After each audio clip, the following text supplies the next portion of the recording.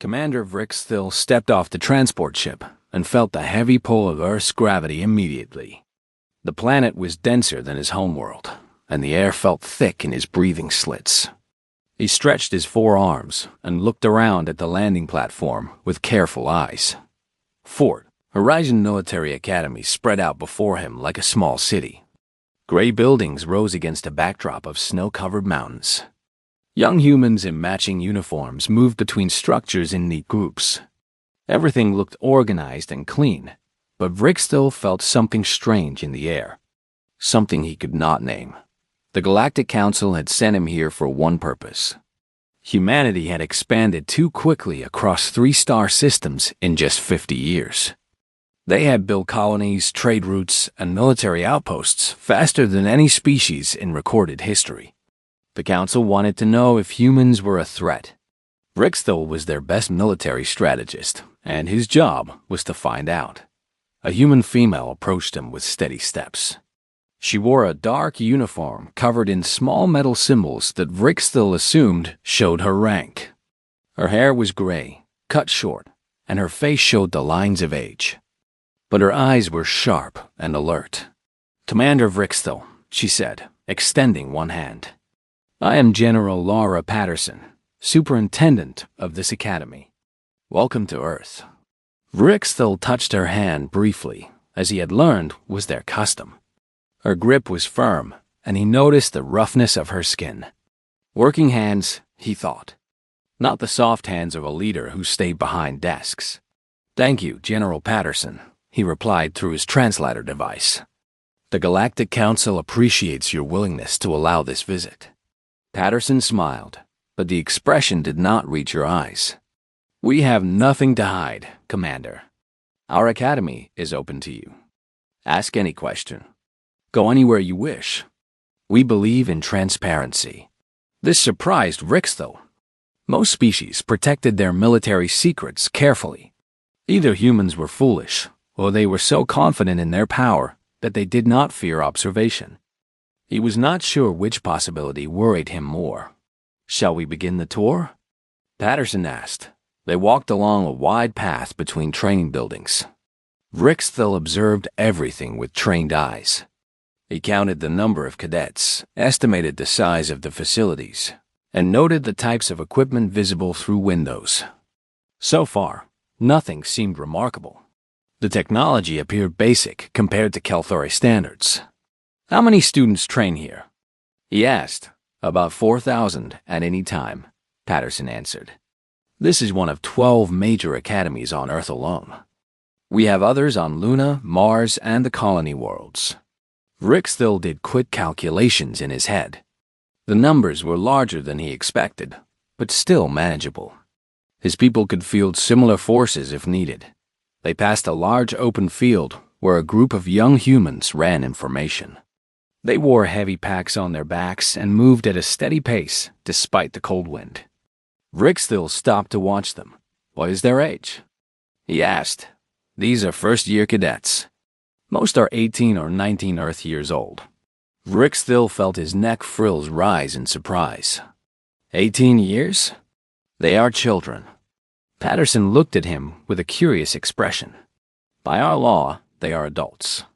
Old enough to vote, sign contracts, and serve in the military.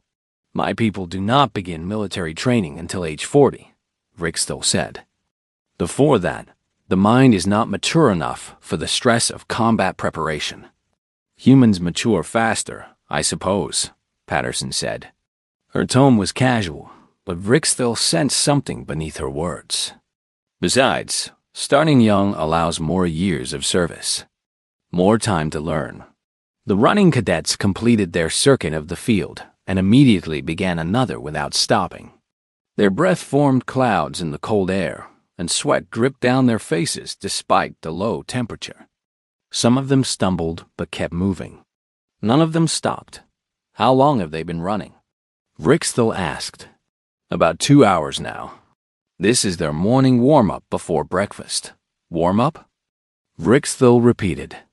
"This is preparation for the actual training?" "Correct.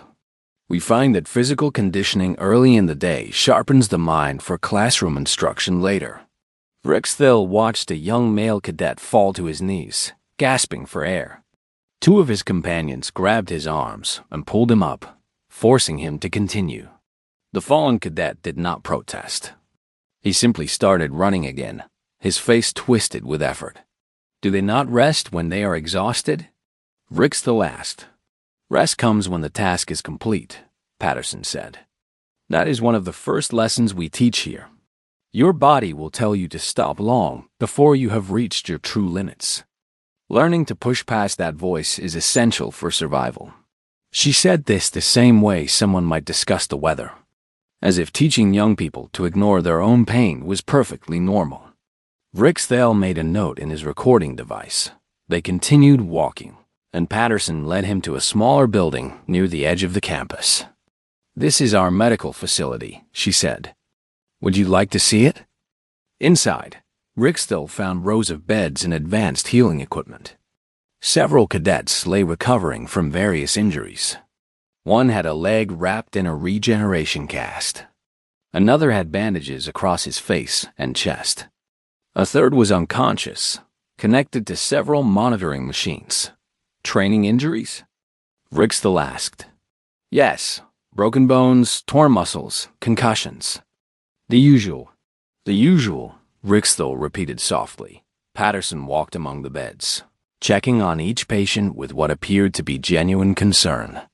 She stopped beside the unconscious cadet and studied his readings. Cadet Morrison pushed too hard during climbing exercises, she explained. He fell 30 meters but managed to slow his descent enough to survive. He will recover fully in a few weeks, and then he will return to training. Patterson looked at Rixthil with steady eyes. He has already asked when he can go back. He's angry at himself for falling. Rixthil stared at the young human in the bed. 30 meters. On most worlds, such a fall would mean death. This child had survived through sheer will and was now upset that he had made a mistake. Tomorrow, Patterson said as they left the medical building, I would like to show you our basic combat training. I think you will find it educational. Rixthil nodded, but his mind was racing. He had come here expecting to find a primitive species playing at war. Instead, he was beginning to see something else. Something that made his scales prickle with an emotion he rarely felt. Fear. And the tour had only just begun. Rixthil did not sleep well that night. The quarters they gave him were comfortable, but his mind kept returning to the images from the medical building. Young humans barely mature, lying broken and healing so they could return to break themselves again. It made no sense to him. The next morning, General Patterson met him at the entrance to a large outdoor arena. The air was colder than the day before, and frost covered the ground. Despite this, dozens of cadets stood in the arena wearing thin training clothes. They did not shiver or complain. They simply waited. This is our hand-to-hand combat facility, Patterson said.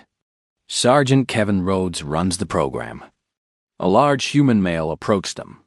He was shorter than Patterson, but twice as wide, with muscles that strained against his uniform. A long scar ran from his forehead to his chin, crossing over a missing eye. The remaining eye studied Rixthil with cold interest. Commander, Rhodes said. His voice was rough, like stones grinding together. Welcome to my playground. Sergeant Rhodes is a veteran of the Titan Uprising, Patterson explained. He received his injuries, saving his entire squad from an ambush. I was slow, Rhodes said. Learn my lesson. Now I make sure these kids learn faster than I did. He turned and walked into the arena. Patterson and Rixthil followed, stopping at the edge of a marked circle on the ground. The cadets formed two lines facing each other. Today is sparring day, Rhodes announced to the cadets. Full contact. Medical teams are standing by. Do not hold back. Your enemy will not hold back, so neither will you. He looked at Rixthil. Commander, please observe. This is how we prepare warriors. The first pair of cadets stepped into the circle. One was a tall male with broad shoulders. The other was a smaller female with dark hair pulled back tight. Brixdale expected some ritual or formal beginning. Instead, Rhodes simply said, "Begin." The fight that followed shocked Brixdale to his core. These were not practice movements or careful demonstrations. The two cadets attacked each other with real violence. Fists connected with faces. Kicks struck ribs with audible cracks. Blood appeared on both fighters within seconds. The female cadet moved faster than her opponent. She dodged his heavy strikes and responded with precise hits to his joints and soft areas. When he grabbed her arm, she twisted her body in a way that should have been impossible and broke free, taking 2 of his fingers with her. The male cadet screamed but did not stop fighting. He came at her again with his injured hand hanging useless. She swept his legs and brought him down hard, then locked her arm around his neck until he slapped the ground 3 times to signal defeat. Rhodes nodded. "Adequate. Torres, report to medical for that cut on your head. Davidson, get those fingers set and return for the next round." "The next round?" Brixdale said. "He has broken bones." "He has 9 other fingers," Rhodes replied. "And he needs to learn to fight through pain." Brixdale watched the male cadet walk toward the medical tent at the edge of the arena. He held his damaged hand against his chest, but his face showed determination, not defeat. As if this was normal. As if breaking bones during morning training was simply part of the routine. "You train by actually harming each other," Brixdale said. "Is this not wasteful? Surely simulation technology would be safer." Patterson shook her head. "Simulations cannot teach the reality of pain. When a soldier faces death for the first time, they cannot afford to hesitate because they have never truly been hurt. Our cadets learn to function through injury, fear, and exhaustion here, where failure means a trip to the medical bay instead of a grave." The next pair entered the circle. Then the next. Brixdale watched fight after fight, each one brutal and bloody. The medical teams worked constantly, treating wounds, resetting joints, and sending cadets back into rotation. Some fought 3 or 4 times in a single morning. After the sparring ended, Patterson led him to another part of the facility. Here, the ground dropped away into a vast natural canyon. Ropes and cables stretched across the gap, and platforms hung at various heights over a drop of at least 200 meters. "Survival training," Patterson explained. Cadets are dropped into hostile environments with minimal supplies. They must navigate back to base within a set time limit. Brixdale looked at the canyon. Wind howled through the gap, and ice covered the rocks below. "How minimal are the supplies?" "1 knife. 1 water container. The clothes they are wearing. And if they cannot complete the course?" Patterson's expression did not change. "Then they do not graduate. Some drop out. Some are injured too badly to continue." She paused. "Some die." The words hung in the cold air. Brixdale stared at her, waiting for some indication that she was joking or exaggerating. None came. "You allow your students to die during training?" "We do not allow it," Patterson said. "But we accept that it happens. A soldier who cannot survive training will not survive war. Better to learn that truth here than on a battlefield where their failure could cost the lives of others." Brixdale thought of the academies on his homeworld. Safety was the highest priority. Cadets were protected, guided, carefully developed over decades. The idea of deliberately placing students in deadly situations was unthinkable. "What is your completion rate?" he asked. "Roughly 40% make it through the full program." 40%. Brixdale repeated the number slowly. "You lose 60% of your candidates." "We filter out 60%, Patterson corrected. "The ones who remain are the ones we need." Every soldier who graduates from this academy can survive conditions that would kill most beings in the galaxy. They can fight injured, think while exhausted, and function when everything around them is falling apart. She looked at the canyon. "That is not something you can teach in a comfortable classroom." Brixdale made more notes in his recording device, but his hands were not steady. He had evaluated military programs across 30 species. He had never seen anything like this. The Kelthari trained their soldiers to be precise, efficient, and safe. Humans trained their soldiers to be unbreakable. Shall we continue to the weapons division? Patterson asked. I think you will find our research facilities interesting. Rixthil nodded, though part of him wanted to return to his ship and leave this world behind. Whatever he had expected to find on Earth, it was not this. These humans treated violence and death as teachers. They broke their own children to make them stronger. And somehow, Rixthil knew the worst was yet to come. Yes, he said. Show me your weapons. Patterson smiled that same smile that never reached her eyes. With pleasure, Commander. The Weapons Research Center sat apart from the main academy, surrounded by 3 layers of security fencing. Guard towers watched over every approach, and Rixthil noticed that the soldiers here were not cadets. These were experienced warriors with hard eyes and steady hands. Patterson passed through each checkpoint with a wave, and the guards let Rixthil follow without question. Inside, the building stretched deep underground. They took an elevator down 7 levels before the doors opened into a wide corridor lined with reinforced glass windows. Commander. This is Dr. Nathan Cole, Patterson said, introducing a thin human male with wild gray hair and thick glasses. He leads our historical weapons archive. Cole's face lit up with genuine excitement. Commander Rixthil, wonderful to meet you. I have been looking forward to this all week. Please, follow me. I have so much to show you. Unlike Patterson's calm control, Cole vibrated with energy. He walked quickly, talking constantly, pointing at displays behind the glass windows. His enthusiasm was almost childlike, which made what he was showing them even more disturbing.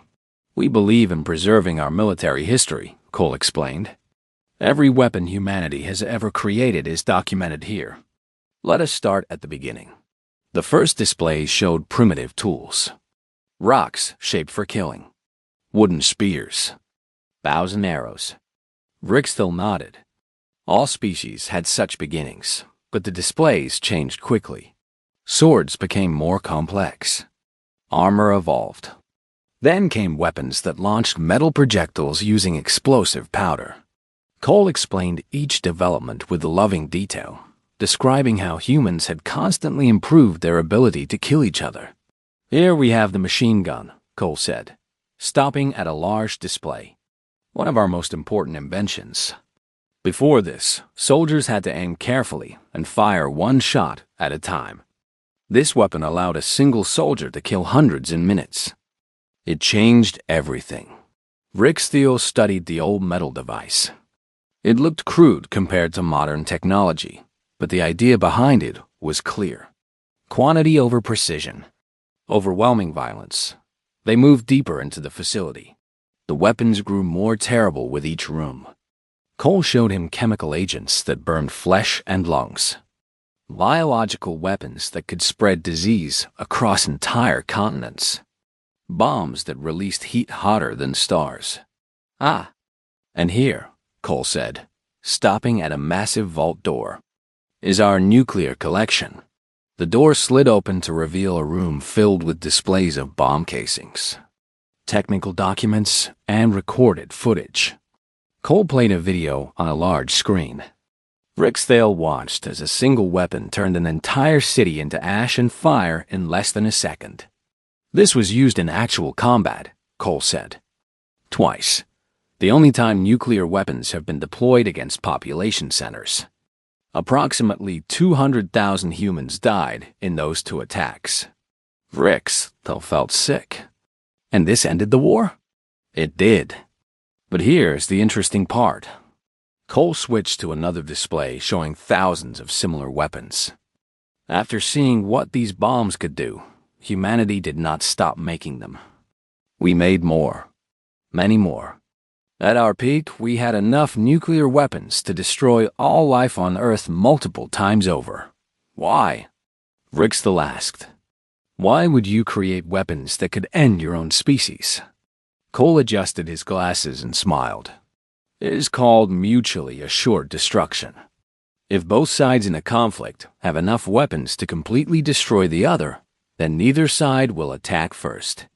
Fear prevents war, but accidents, mistakes, miscalculations, all possible. We came close several times. Once, a single officer refused to launch a retaliatory strike, even though his instruments showed incoming weapons. It turned out to be a false alarm. If he had followed protocol, both sides would have fired everything. The planet would have burned. Rick still could not find words. These beings had created weapons capable of total extinction, and then relied on individual judgment to prevent their use. It was madness. Complete madness. Lieutenant Amy Chun joined them as they left the historical section. She was young, with sharp eyes and quick movements. Her uniform showed technical insignia that Rick still did not recognize. Lieutenant Chun handles our current tactical systems, Patterson explained. She can show you what we have developed since those early days. Chun led them to a modern laboratory filled with glowing screens and hovering projections. Small drones flew in demonstration patterns. Robotic systems performed combat simulations against holographic enemies. Our focus now is on precision, Chun explained. These autonomous units can identify and eliminate targets with minimal collateral damage. One drone can replace a squad of soldiers for certain missions. This seems more reasonable, Rick still said, relieved to see something that resembled normal military technology. Oh, these are just our humane options, Chun said, for situations where we want to avoid unnecessary death. When that is not a concern, we have other tools. She pulled up a new display. The weapon shown looked like a simple satellite, but the technical specifications made Rick Still's breath stop. It was an orbital bombardment platform capable of accelerating metal rods to a fraction of light speed. A single strike could destroy a city with no radiation, no warning, and no defense. We call them rods from God, Chun said. Simple physics. No fancy technology required. Just mass and velocity. Even species with advanced shields have trouble stopping something moving that fast. Rick still compared the specifications to Kelthari defense systems. Chun was right. Their shields were designed to stop energy weapons and standard projectiles. Something this fast and dense would pass through like it was not there. How many of these do you have? Chun glanced at Patterson, who nodded slightly. Enough, Chun said. Let us leave it at that. They returned to the surface as evening approached. Rick still had seen things that would haunt him for years. Weapons designed to burn, poison, infect, and obliterate. Centuries of innovation focused on one goal, killing more efficiently. I have a question, Rick still said, as they walked toward the guest quarters. Your species clearly excels at creating weapons, but the Galactic Council has observed that humans prefer trade and diplomacy over conflict. Why develop such terrible tools if you do not wish to use them? Patterson stopped and turned to face him. The setting sun painted her face in orange and red light, making her look older, harder. Commander, there is an old human saying, if you want peace, prepare for war. We do not want to fight. We truly do not. Our people are tired of blood. We have spilled enough of it among ourselves to last forever. She paused. But we also know that the galaxy is not kind. There are species out there who see our kindness as weakness, our preference for peace as an invitation to conquest. She stepped closer, and Rick still resisted the urge to step back. So we prepare. We build weapons that make our enemies afraid to attack. We train soldiers who cannot be broken, and we hope that we never have to use any of it. Her eyes held his. We hope very much, Commander, because if we are ever forced to truly fight, we will not stop until the threat is completely gone. Not defeated, not surrendered, gone. Rick still understood. The message was clear. Humanity wanted peace, but they were ready for war. More than ready. They had spent their entire existence preparing for it. Tomorrow, Patterson said, returning to her normal calm tone, we have a combat simulation scheduled. I think you should see how all of this comes together. How our soldiers actually fight. Rixthal nodded. He was not sure he wanted to see any more, but he had a duty to complete his assessment. I will be there, he said. Patterson smiled. Excellent. Get some rest, Commander. You will need it. The simulation facility covered several square kilometers of forest, mountains, and artificial urban zones. Rixthal stood in a command tower overlooking the entire area, surrounded by screens and holographic displays that tracked every movement below. Captain Marcus Webb stood beside him, a compact human with graying temples and calm, steady hands. He commanded the simulation exercises and had been doing so for 15 years. His voice never rose above a quiet conversational tone, even when giving orders that sent hundreds of soldiers into battle. Today's scenario's simple, Webb explained. 2 companies of cadets. Red team defends a strategic position. Blue team attacks. Victory conditions are clear. Hold the objective or take it. What are the stakes? Rick's the last. Graduation placement. The winning team earns first choice of assignments.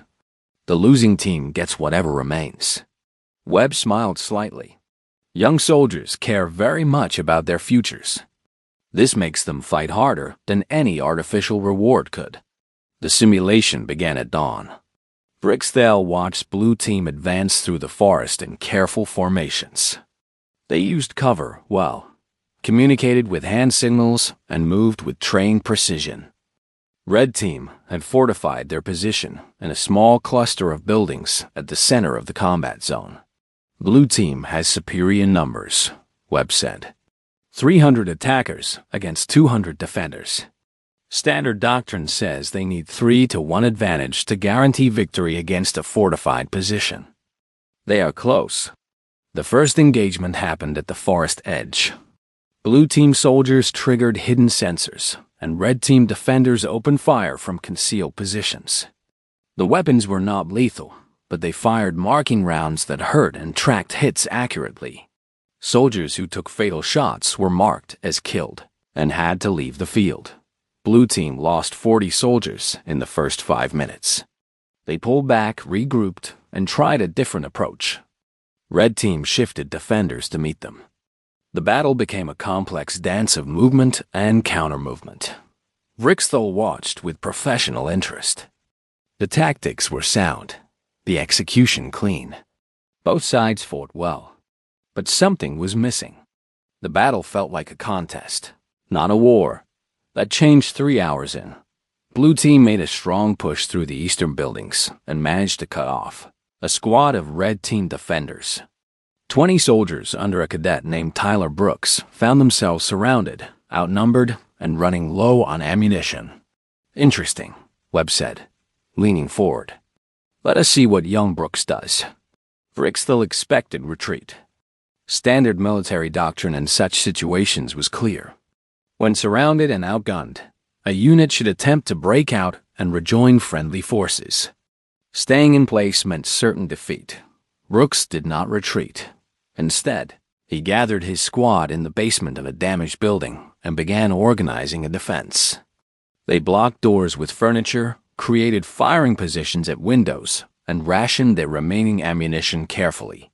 When Blue Team demanded their surrender, Brooks responded with a simple phrase that made Webb laugh. What did he say? Rixthal asked. An old Earth expression, Webb said. Roughly translated, he suggested they do something anatomically impossible to themselves. Blue Team attacked. Brooks and his squad held. They fought with desperate efficiency, making every shot count. When ammunition ran low, they switched to close combat. When soldiers fell, the survivors took their weapons and kept fighting. The battle around the cut-off squad continued for 6 hours. Rixthal watched in growing disbelief as these young humans refused to give up, despite impossible odds. By evening, Brooks had lost 16 of his 20 soldiers.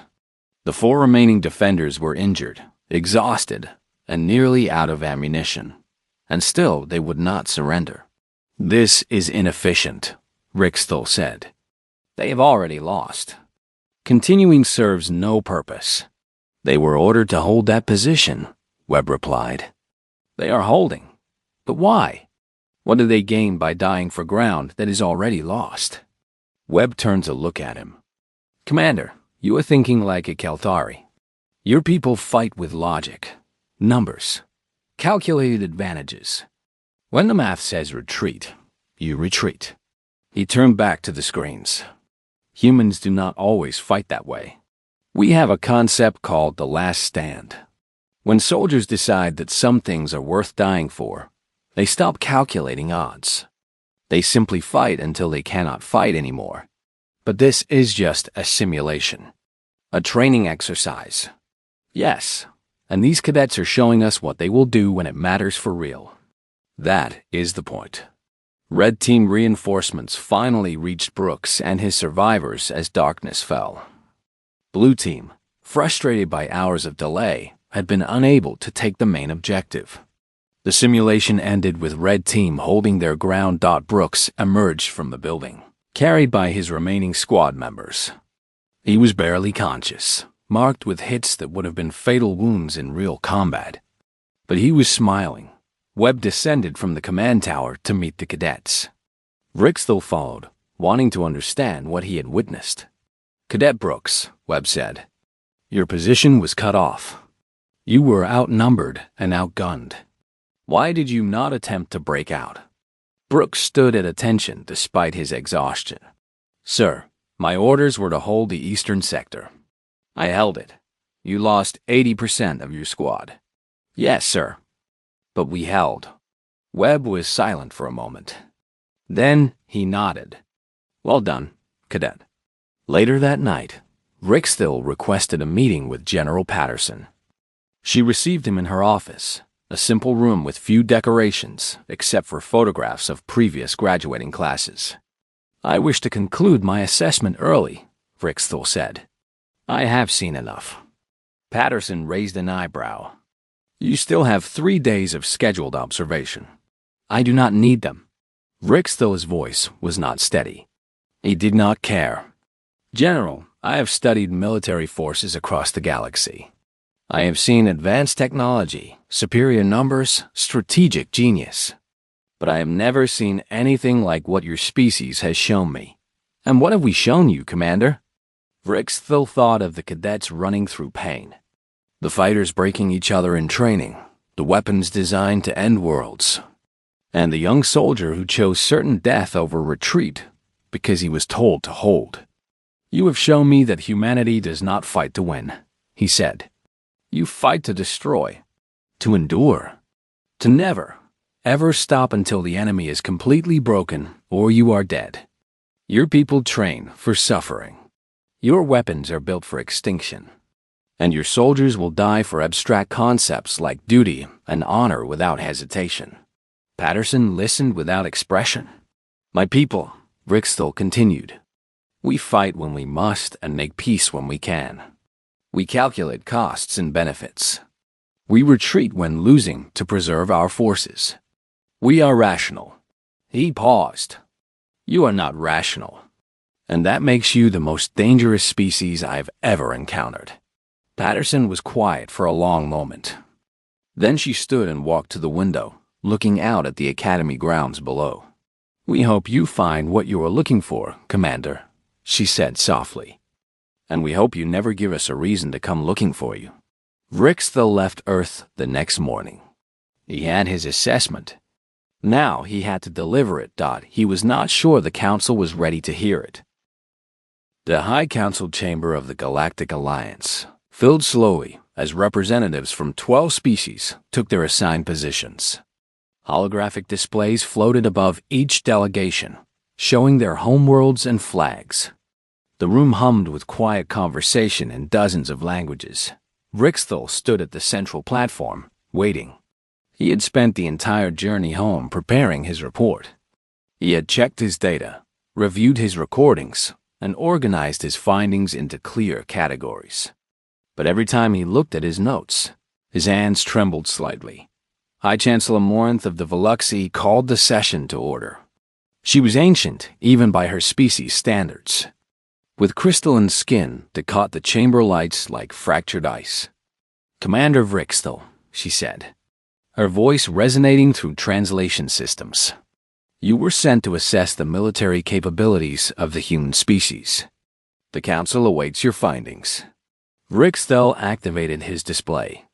Images from Fort Horizon appeared above the chamber, showing the academy, the training grounds, and the weapons facilities. "Honored representatives," he began, "I will present my assessment directly and without softening. What I witnessed on Earth has changed my understanding of what a species can be." The chamber fell silent. Vrixthal had never been known for dramatic statements. His reputation was built on calm, precise analysis. Let me begin with basic facts. Human military training starts at age 18, when their bodies are barely mature. They continue developing physically and mentally well into their third decade of life. Yet they are sent into training programs designed to break them. He showed footage of the morning runs, the sparring sessions, the survival courses. Several delegates shifted uncomfortably as they watched cadets fighting with real violence, bleeding, breaking bones, and returning to fight again. Their training philosophy is simple. Pain teaches survival. They believe that soldiers who've never suffered will fail when suffering comes. So they make suffering part of everyday existence. Vrixthal paused. The washout rate at their academies exceeds 60%. Some candidates die during training. This is considered acceptable. A murmur ran through the chamber.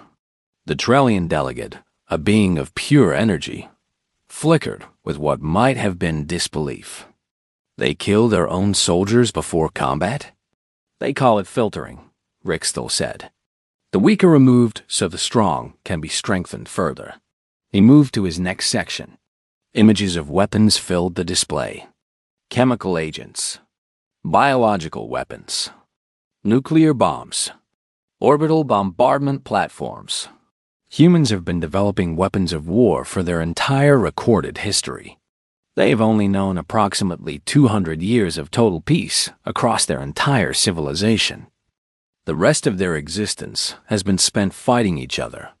He showed the footage of nuclear explosions. The chamber grew very quiet. They created weapons capable of destroying all life on their own planet. Then they built more. At their peak, they had enough destructive power to render their world uninhabitable several times over. They pointed these weapons at each other and used the threat of total extinction to maintain peace. "Madness," said the Corinthian delegate, a massive being with 4 arms and thick armored skin. "No rational species would risk its own destruction." "I agree," Vrixthal said. "And that is precisely my point. Humans are not entirely rational when it comes to war. They have demonstrated repeatedly that they will accept their own destruction if it means destroying their enemy as well." He shifted to his final section. The simulation footage played, showing Cadet Brooks and his squad holding their position against impossible odds. This is perhaps the most important observation.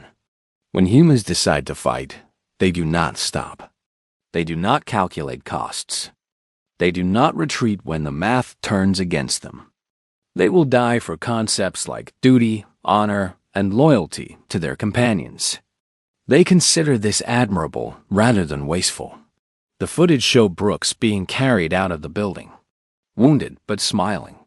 I asked a human officer why his soldiers would not surrender when defeat was certain. He told me that humans have a concept called the last stand. When they believe something is worth dying for, they stop caring about survival. They simply fight until they cannot fight anymore. Vrixthal turned off the display and faced the council directly.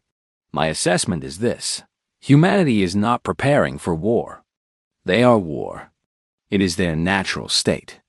They have been fighting since they developed tools, and they have only grown better at it with each generation. Their soldiers are trained to endure unimaginable pain. Their weapons are designed for total destruction, and their psychology makes them willing to accept any cost to achieve victory. He took a breath. If the Council is considering any action against humanity, I strongly recommend we abandon those plans immediately. Not because we would necessarily lose. With our combined forces, we might win. But the cost would be beyond anything we have ever experienced. Humans will not surrender. They will not negotiate from weakness. They will fight until either they are completely destroyed or we are. The chamber was silent. Rixthal could see the effect of his words on each delegation. Fear, disbelief, calculation. High Chancellor Morinth spoke slowly. What do you recommend, Commander? Rixthal had prepared for this question. He had thought about it during every hour of his journey home. Diplomacy, he said. Immediate, sincere, and generous diplomacy. Humanity prefers peace. They are tired of war. Their history of conflict has made them value stability and cooperation. If we approach them as potential allies rather than threats, I believe they will welcome us. He paused, remembering Patterson's words. But if we give them a reason to see us as enemies, they will respond accordingly. And once they start, they will not stop until the threat is gone. Not defeated, not contained, gone. The session continued for several hours. Delegates asked questions, debated implications, and argued among themselves. But Rixthal noticed something important. Nobody suggested military action. Nobody proposed containment or preemptive strikes. His message had reached them. As the session closed, High Chancellor Morinth made an announcement. The Council will form a diplomatic delegation to approach humanity with offers of formal alliance and trade agreements. Commander Rixthal, your assessment will be classified at the highest level. The details you have shared today will not be made public. Rixthal understood. The Council did not want other species to know how frightened they were. But fear, in this case, might lead to wisdom. 3 weeks later, Rixthal received notification that the Galactic Council had transmitted a request for a peace summit to Earth. 2 days after that, humanity accepted. He was sitting in his quarters when the news arrived. Relief washed through him, followed by something else. Respect, perhaps. For a species that could have conquered the galaxy through force, but chose to reach for peace instead. On Earth, General Patterson received the notification in her office. She read it twice, then smiled. A real smile this time, one that reached her eyes. She pressed a button on her desk. Sergeant Rhodes, please report to my office. A few minutes later, Rhodes entered, still wearing training gear and smelling of sweat and effort. General? Patterson turned her screen so he could see the message. The Galactic Council has requested a peace summit. They want to discuss formal alliance. Rhodes read the message, then looked at Patterson with his one good eye. That was fast. Commander Scaleface must have written quite a report. I imagine he did. Patterson leaned back in her chair. I told you the tour would work. Rhodes grunted. You also told me not to scare him too badly during combat training. And did you follow that instruction? I kept it professional. Rhodes almost smiled. Not my fault if professional scared him anyway. Patterson laughed. It was a rare sound, and Rhodes appreciated it. They had both served long enough to know what war really meant. They had both lost friends, made hard choices, lived with the weight of violence. Neither of them wanted to fight again unless absolutely necessary. So what now? Rhodes asked. Patterson looked out her window at the academy below. Cadets moved between buildings, training, learning, preparing for a future that might now be peaceful. Now we send diplomats instead of soldiers, she said. We make allies instead of enemies. We show the galaxy that humanity can be its greatest friend. She paused. And we keep training, just in case anyone forgets why they wanted to be our friend in the first place. Rhodes nodded. That was the human way. Hope for the best. Prepare for the worst. And never let your guard down completely. somewhere out among the stars. Ricksville was probably still having nightmares about what he had seen. But those nightmares might just have saved millions of lives on both sides. That was the paradox of humanity. The most violent species in the galaxy was also the most desperate for peace. And in a universe full of danger, that combination might just be exactly what everyone needed. The tour had worked. The fear had worked. And now, perhaps the peace could work too. Only time would tell.